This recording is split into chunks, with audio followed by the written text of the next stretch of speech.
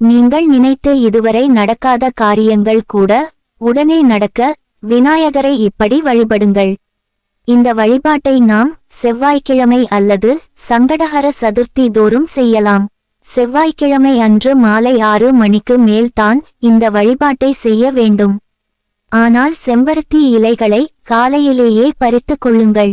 108 என்ற எண்ணிக்கையில் செம்பருத்தி இலைகளை பறித்து அதை தண்ணீர் இல்லாமல் சுத்தமான துணியை வைத்து துடைத்து எடுத்து கொள்ளுங்கள்.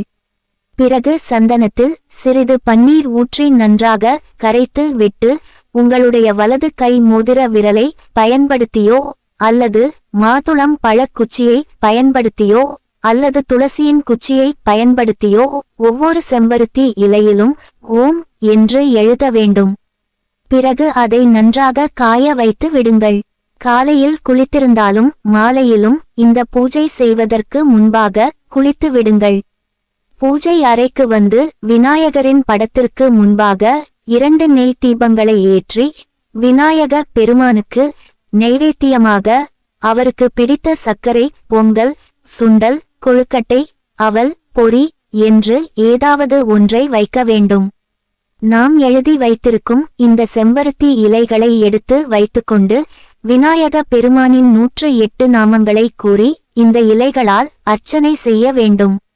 இவ்வாறு அர்ச்சனை செய்து முடித்துவிட்டு உங்களுடைய வேண்டுதல் என்னவோ அந்த வேண்டுதலை விநாயக பெருமானிடம் வைக்க வேண்டும்.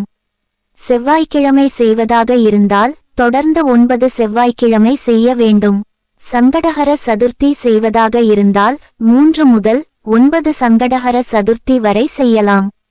முழு மனதோடு விநாயக பெருமானை நம்பி இந்த செம்பருத்தி இலை பூஜையை செய்பவர்களுக்கு அவர்கள் வேண்டிய நியாயமான கோரிக்கை முழுமையாக நிறைவேறும் என்பதில் எந்த ஐயமும் இல்லை.